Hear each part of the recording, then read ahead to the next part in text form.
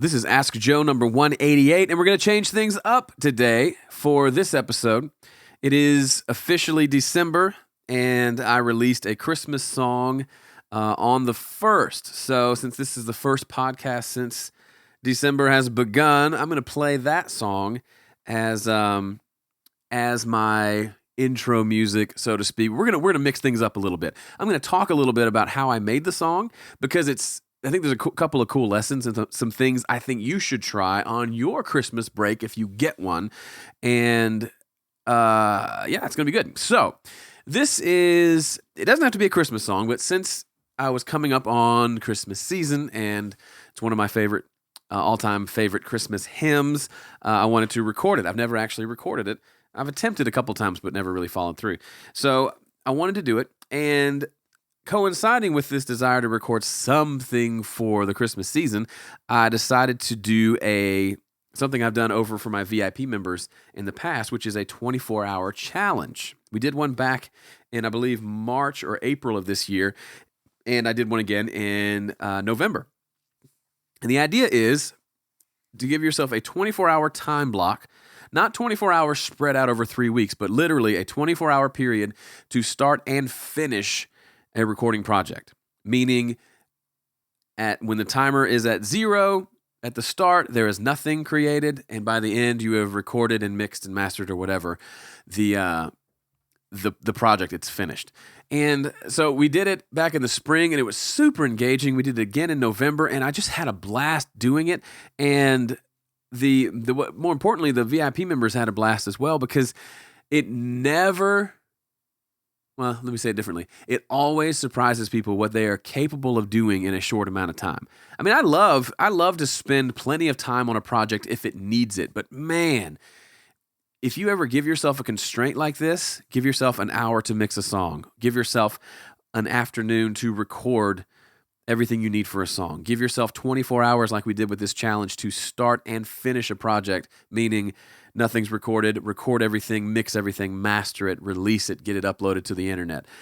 Those types of challenges, while you may not produce the best work of your life, there's a chance you will, or more than not. But the bigger thing that'll happen, and I'm challenging you, even if you're not a VIP member, or even if you are a VIP member and you didn't do the challenge, I'm going to challenge you right here in front of everybody from the 4 corners of the globe, because we've got most of the corners here on this live stream.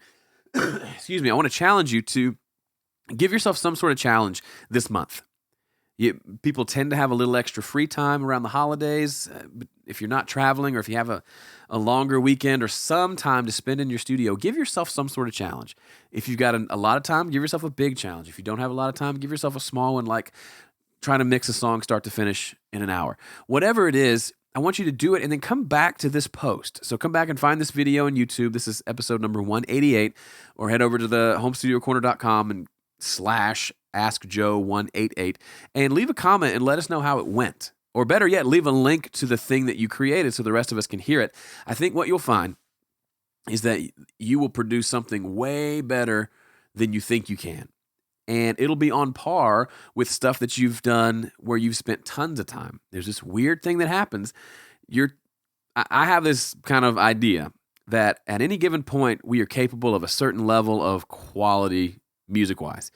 And whether you give me 2 hours, which is essentially what I had, for this song challenge, or if you give me 2 weeks, I'm probably going to create something that's going to sound fairly similar whether you give me 2 hours or 2 weeks. Will it be a little more polished in 2 weeks? Can I add more things? Can I create more complexity? Can I get more good stuff in there? Yes, but will it overall still sound like music that I'm capable of creating right here in the month of December 2016? Yes. And that's what I'm finding is people that, like my VIP members who I know pretty well and I've heard their music, I can hear they did this thing in 24 hours and it sounds a lot like stuff they've done in a lot longer periods of time. That tells me we can always do things quicker and we're capable of a lot more than we think we are. So that's all I wanted to rant on today. I think I want to play this song for you in its entirety here on the podcast because it turned out really well, and it's an acoustic version. It's got a stereo acoustic guitar, 2 additional acoustic guitars, so 3 total, a little bit of keyboard, bunch of background vocals, couple of vocals and harmonies, and it's the Christmas season and it's my podcast, and I feel like I can do that. So, without any more yapping from me, I want you to have a listen to my Christmas single, one of my favorite all-time Christmas hymns. It's called, totally forgot the name. It's called Come Thou Long Expected Jesus. Here we go.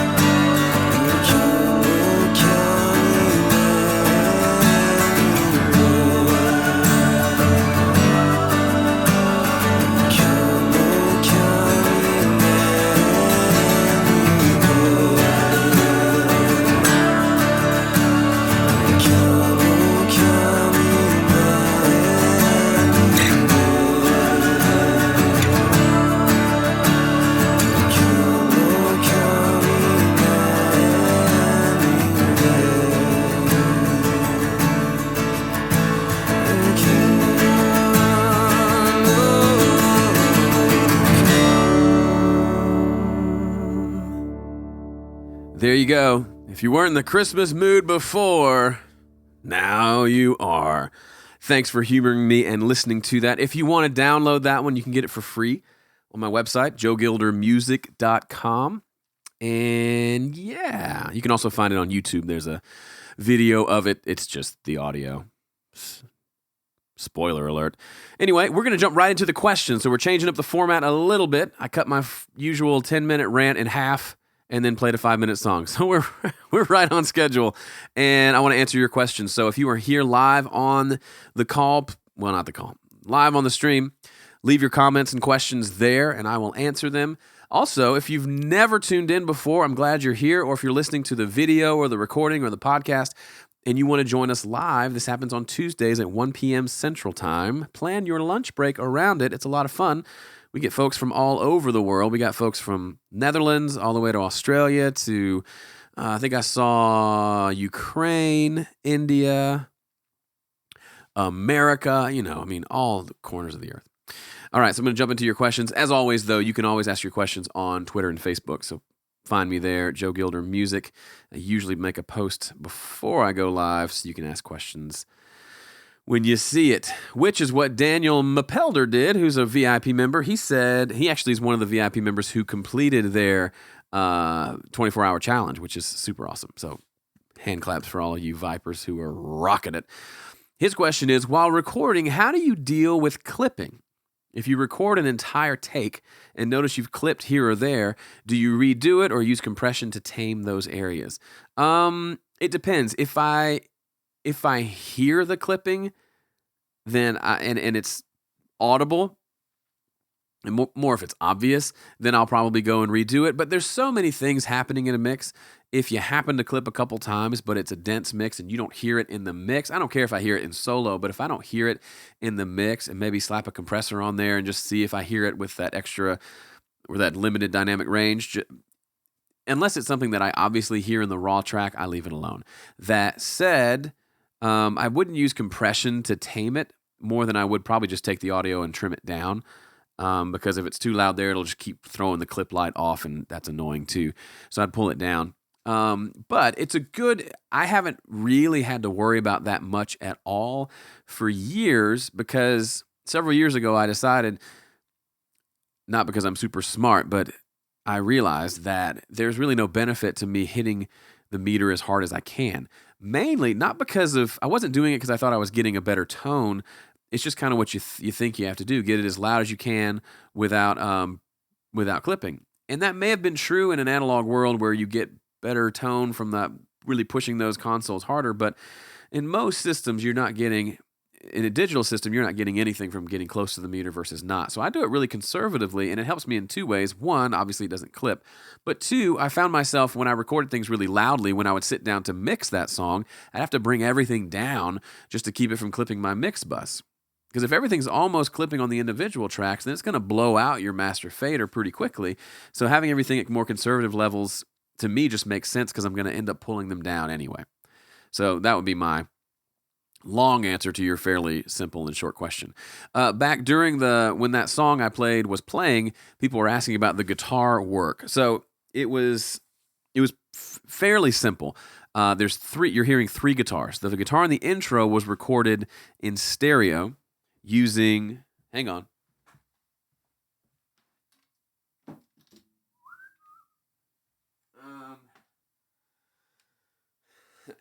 If you're watching the video, using these mics, they're still set up. These are Earthworks SR25s. They're from the Earthworks drum mic kit that you can buy, where it's essentially three of those mics that you can use to mic up a drum kit.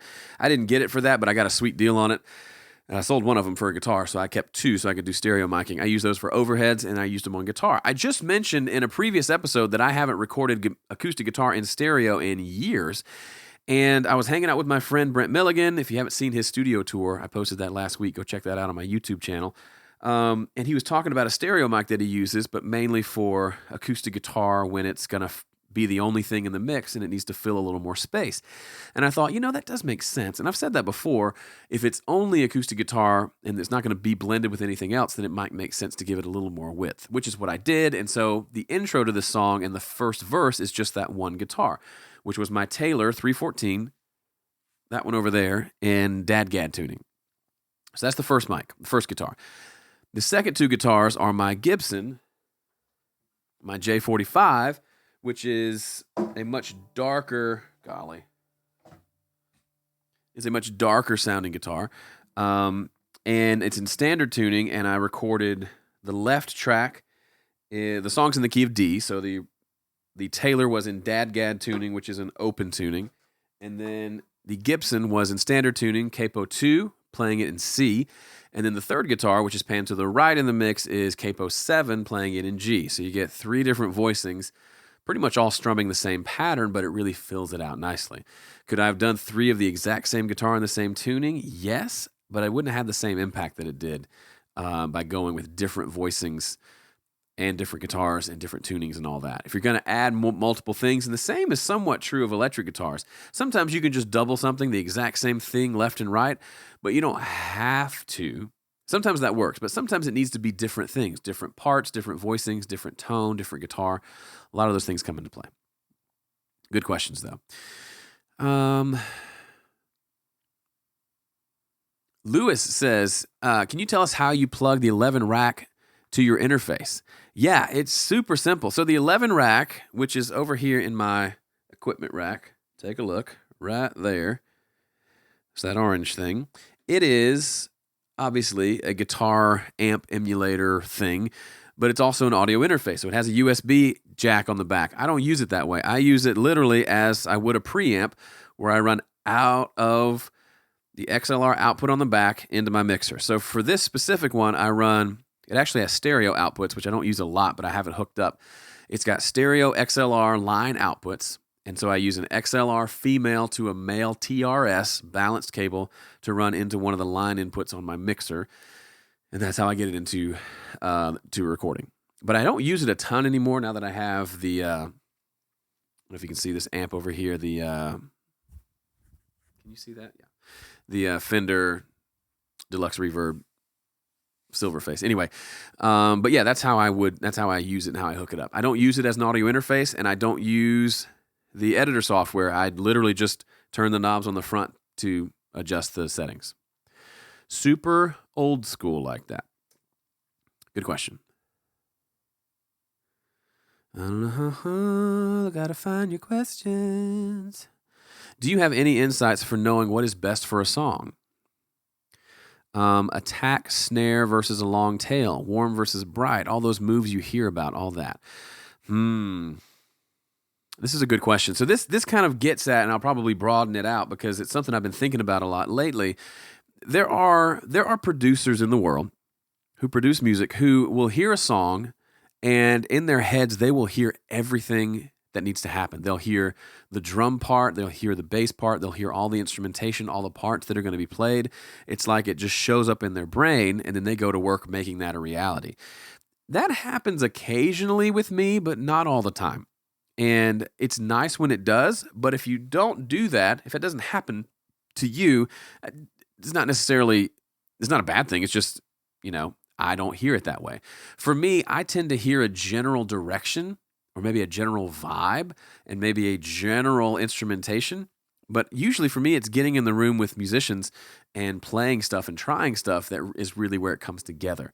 I wrote an article a couple weeks ago about going over to my buddy Tim Horsley's place to track drums on an EP for Frankie Baranco that I'm producing. And a few of the songs, pretty straightforward. I knew what we wanted, but there were a couple that I just wasn't sure what the drum should do. And so the name of the article is Fear, Grief, and a Cool New Project. So go check that out. It's a fairly long one, but I talked about this idea of, sometimes we feel like we can't, we're supposed to go into a session and we're afraid to have an opinion because it might be wrong.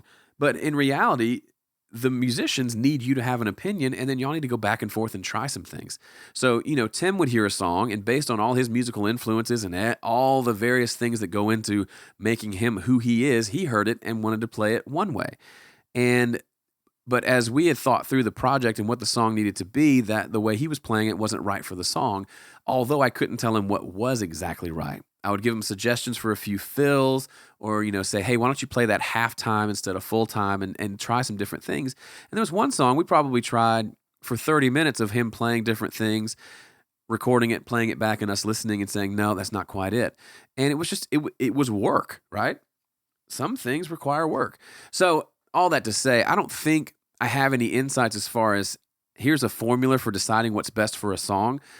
A big part of it is knowing what you like production wise. If you're producing a song that's in the same vein as a certain band that you like a lot, then maybe listen to a lot of their stuff and you might get some ideas. If not ideas of specific instrumentations and parts, you might get ideas for how the things are spaced, where things are panned, how much stuff is in there, if there's lots of stuff and it's a very dense production or if it's very sparse, and then kind of let those ideas simmer. Other than that, I'm a big fan of trial and error. Sometimes I go into a session and I know exactly what I want. Sometimes I go in and I just noodle around on a guitar for an hour and I don't get anything I want. And that to me is just part of the process. And I think the more you do it, the more you'll be confident, the more times your first decision will actually be a good one. It'll be the one you want to go with. But that's just it's a muscle you have to work out and develop just like anything else. Just like learning how to play guitar without looking at your hands. It just takes a lot of practice and a lot of time. And then next thing you know, it's second nature. You're not even thinking about what chord you're going to play next. You're thinking about something completely different while you're playing. Or you can focus on singing, or you can focus on listening to the other musicians and all those other things. It's just another creative thing we have to hone. Sam says, I really didn't know he was saying that, but it basically just saying that he met me a few years back. I'm guessing you were out in California for that weekend seminar. He says, Joe's the real deal. I'm not fake. I really do exist. What movie is that? Where he touches his face and he says, it really is you, Peter. Anyone? All right, I'm going to check the comments later for that. Cesar says, do you have any insights for I just answered that question. Sorry. K-Stone says, when recording in Studio One, how do you record several takes of a part on one track? Well, there's a couple ways. If you do loop recording, which is what I did for those background vocals in that song I played earlier, you loop a section and you just hit record and it'll just keep recording over that same section. It won't stop. And as soon as you stop, all those takes are kind of packed into, they're kind of hidden. And you have to right click on the actual audio and it'll give you an option to unpack those takes either to layers on the track, which are like playlists in Pro Tools where you can have one track and a bunch of different versions of that track, or it can unpack them to completely different tracks. And there's no right or wrong. That's just the way I did it is I unpacked it to different tracks because I wanted to play them all at once. If you're recording takes of a vocal, for example, a lead vocal, in Studio One, you just record a take and then you press F4, which takes you over to the left-hand side, opens up that info, whatever it's called, inspector window. And under layers, it's called layers. You just select the track you want, and then you click on the layer, and you say, add a layer. And what it'll do, it'll look like you deleted the audio. It'll disappear.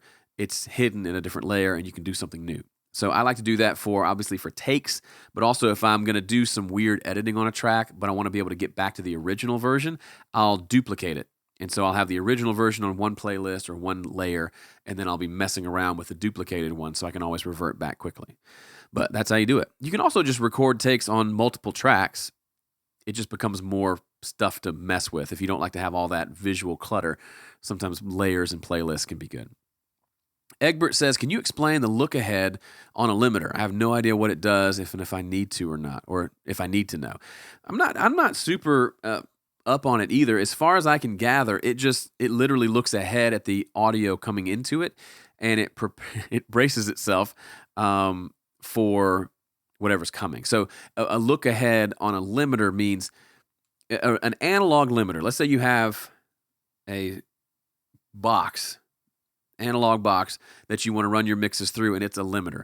Well, it's only going to, a limiter is reactive. It listens to the audio and it responds, which means it inherently will take a little bit of time, even if you set it to super fast attack because you want it to be like a brick wall limiter and no transients get through. Even so, it's going to take not a second, but a few milliseconds maybe, to listen to the audio, to recognize that there's a peak, and then to engage the compression or the limiting circuit. A look-ahead limiter is something in a digital software platform that can actually, it's not bound by the laws of physics, so it can actually look ahead on the audio. So it's as if it's looking ahead in the timeline and saying, oh, you know what? In about 2 bars or in about 2 beats, there's going to be a snare hit that's going to come through, and it crosses our threshold by 3 dB. We better be ready to knock it down. And what I'm assuming it does is it starts to engage the limiter right when that snare hit comes through, as opposed to reacting to the snare hit coming through. Does that make sense? So I think it'll save you a little bit of, if you've got some things that are peeking through, maybe the look ahead limiter allows you to not have any of that. I don't know. And in bigger picture, I don't really care. I'm sure there are benefits to it. And I'm sure there are really smart people out there who could explain it better than I just did. But if you want the non-technical, probably half wrong version, rewind and listen again, because that was a good one. Here's one from Royal Studios. Joe, I want to start making more videos on YouTube. Are you making any money on views? I want to make videos kind of like yours, but in Spanish. I don't do any monetization on YouTube. I could turn on ads on my videos, and I'm going to regret saying this maybe one day, but for me personally, when I go to watch a video, let's say my 6-year-old has gotten into dominoes. He's just big into board games in general, so we play lots of games. And I was looking up different domino games to play. And if you ever are bored and want to bore yourself more, go look up a game of dominoes, like just straight dominoes, or there's one called Mexican Train that we haven't figured out yet, that if you just read the directions, you feel like you're going crazy because it makes no sense. So I was looking up videos on YouTube that would kind of have someone teaching people how to play or teaching the game, because I think visually it'd be easier to learn. And whenever I do stuff like that, and then it makes me sit for 30 seconds and watch an ad, I don't love it, right? I'm not there for the ad. I never, ever, ever am interested in the ad. Not never, ever, but occasionally I am. But most of the time it's, I'm going to just hit back and go find a video doesn't have an ad on it. That said, that's a valid way that a lot of people make money. Like the people who are, quote, YouTubers, the big with millions of followers, that's their revenue stream. And by having ads on some of their videos or all of their videos, even if it's just a little bit of money per 1,000 views, it adds up to a lot because they have such a huge volume of people. And we're used to watching TV and having commercials, so being interrupted, radio, the same thing. It's not like it's something we're not used to. For me personally, my business isn't built that way. I'm not looking to make money directly from YouTube. I'm looking to use YouTube to provide value, so that then maybe some of those people will hire me to mix their record, or will buy my music, or will buy one of my tutorials, or join Dueling Mixes, or join VIP membership, those types of things. So yes, of course, there's an ulterior motive. My first goal is to provide value, and then my second goal is to find a way that also comes back and provides value for me in the form of money, so I can, buy this cute coffee cup and put coffee in it, right? So that's my approach. Does that mean you couldn't do it and make money from views on YouTube? No, it doesn't mean that at all. But you got to have a huge amount of numbers coming through that system for that to really become a decent revenue stream. So there you go. I think it's possible, but you got to have, and again, you got to have a huge audience. So at this point, it's kind of a moot point, because you're saying you want to start making videos. I would say start making videos. You can figure out monetization stuff later, but if you're making stuff that no one's watching because it's not very good, or it's not engaging, or it's not really valuable, then who cares if you have ads on it or not, right? So I would focus on the value. The more you can focus on value and less on numbers, the numbers tend to start to take care of themselves better than if you just focus on numbers. I'm speaking from experience. I've gone through seasons where I've been a total a-hole because I've focused all on numbers, and I'm not ashamed to say that I've viewed things like those of you here on the live stream, or if you're subscribed to my email newsletter, or you follow me on Facebook, seeing those numbers, or seeing you as not a person and as a number or a dollar sign and a means to get me to what I want. And that's just not a good version of myself. And I'm not as happy. And there's a lot of anxiety that goes with that. And it's just not a healthy place. So for me, when I have the kind of come to Jesus moment of, man, I started this to provide value, I'm going to go back to my roots, so to speak, and really provide value. So I am legit, looking at people here on the stream, I see new faces like Lakshay, who's from India, who I think just found me recently. And then there's folks like Johnny Lipsham, who's been around for I don't even know how long, and then everyone in between. And these are relationships that I've built. And some of you have never paid me $1. And some of you have bought everything I own, and I love it both ways. If you just want to listen to the free podcast forever and it gives you value, that's good, right? Maybe you'll tell a friend and they'll buy something of mine. Or maybe I'll never get a monetary benefit from that, and that's okay too. So those are my rambling McRamblerson thoughts on making money from YouTube. I think it has to be more of a business model, and it has to be centered around creating value, real value. Not, oh, this is valuable, but like, oh, people think it's valuable. They actually are into it. Sorry, that was a long answer.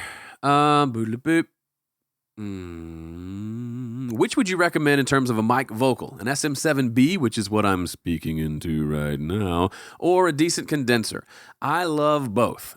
I would, if you can, have both. I don't think you need a bajillion-dollar condenser, but I do think you need, ideally, a dynamic and a condenser. And the SM7 is a couple $100, $300 maybe, $400. So it's not super expensive. It's still a chunk of money. But I don't know if it would be my only microphone, like Desert Island mic, because it's a low output mic. I would rarely do things like acoustic guitar or piano or some vocals on this mic. It's nice to have, and I use it on a lot of vocals. It's what I use for all the vocals on that song I played at the beginning of this episode. But I would like to have a condenser. It doesn't have to be great. It could be a $130 large diaphragm condenser just to give me different tones, right? Kind of like asking an artist, do you only use one size paintbrush or one color? Probably not. You could probably do it and make something interesting and creative, but I like to have some options. Not a million, just some.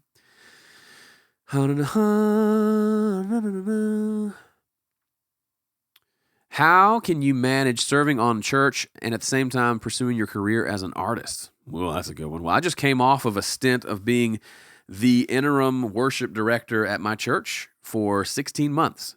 I thought it was going to be 3. And it's kind of, expanded to 5.33 times what I thought it was going to be. And it was great. And it was actually a paid position, which was kind of nice.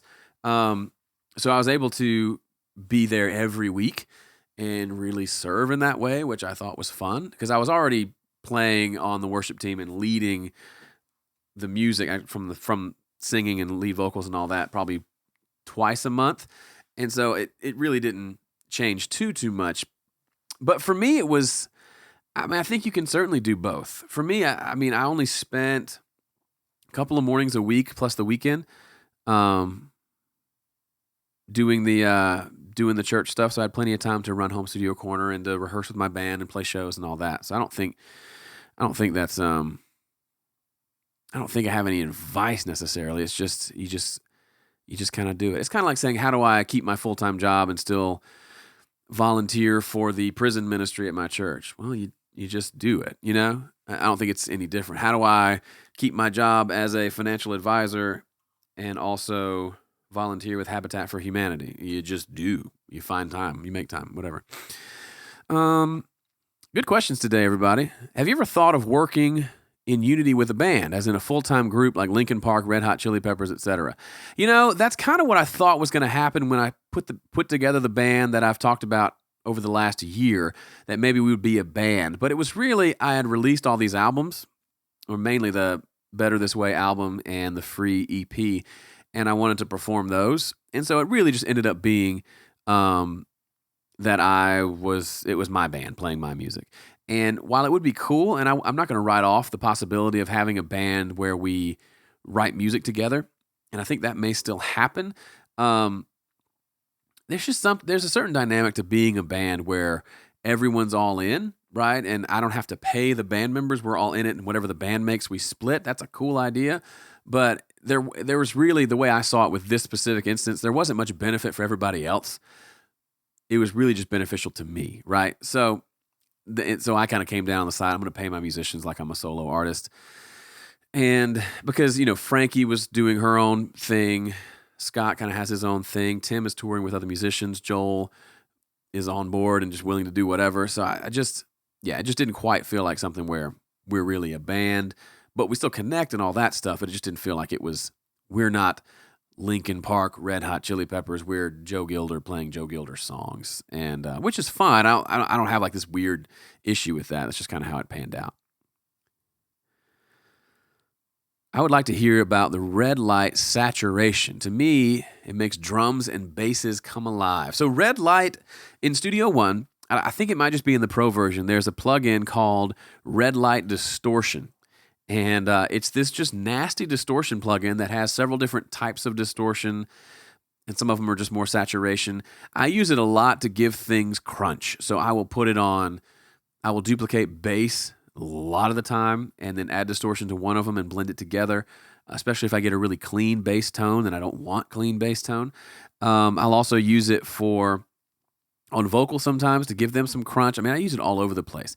And I don't use it a lot on drums but sometimes I do. The thing about distortion is an element of distortion is really heavy compression, right? That's why when you have your distortion pedal jacked on your guitar, it tends to feed back more because you've killed the dynamic range to where even the slightest noise gets amplified, and that causes that feedback, which is cool when you're trying to rock out. But in a mix situation, when it's something like a snare drum and you use distortion to get it really crunchy and awesome, it also tends to bring up the hi-hat sound and the cymbals and the kick and everything else, which can be cool, but sometimes that extra bleed you get the benefit of the sound of the snare actually hitting, but the downside of all that extra sound being amplified, to me, a lot of times makes it not worth it. But it's totally worth exploring and messing with, because especially if you're going for less clean and more kind of vibey, I mean, I say experiment with all that stuff, but I use that plugin a lot. And I don't use it for subtle stuff. I use it for more obvious stuff. Jason Mark Yates says, I never use a pick. Any advice for getting the best from my acoustic guitar recordings? I'm assuming you're not strumming like with your fingernails, but you're actually doing fingerstyle. Fingerstyle is really difficult because it's inherently a lot quieter. And so you're going to end up with a lot more noise, either room noise or just preamp noise, because you have to jack up the volume to get it to a decent level. So for me, if I was doing fingerstyle stuff, I would probably break one of my rules and get the mics a lot closer than I normally would. So that means they're going to be a little bit muddier. There's going to be a little more low end, but being closer in proximity means a little bit less of that overall noise, which I think would be helpful. That's really the only thing I could say, honestly. That's where I'd start. Good question. So this is funny, in the chat here, I just saw a couple of people wrote the word hook, and I have no idea what they were talking about. It's because I was quoting It Really Is You, Peter, that movie before. So thank you. Good job, Daniel and K-Stone. You nailed it. It just took me too long to get there. Isaac, you had a question. I'm trying to find it here, buddy. Oh, no, that was the one about red light distortion. Let me see if there's any other. What would be the best way to get a band? I always wanted to play in a band, but for about 18 years, I haven't. I mean, I'll tell you what I did. You got to know musicians. And I know that's a dumb, stupid, simple answer, but I use musicians that I know. They happen to be people that I knew, my brother-in-law, so that's kind of easy. And then everybody else was people I had played music with for years at my church. So Tim and Joel had played on all my albums, so it just kind of made it simple.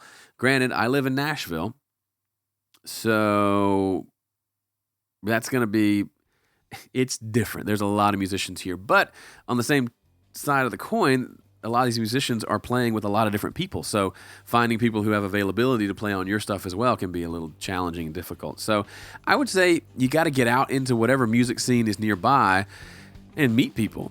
And really try to just develop relationships and see what happens organically. If you go in with this, hey, I'm being nice to you and meeting you because I want you to do something for me, nobody likes that. But if you probably already know a lot of people.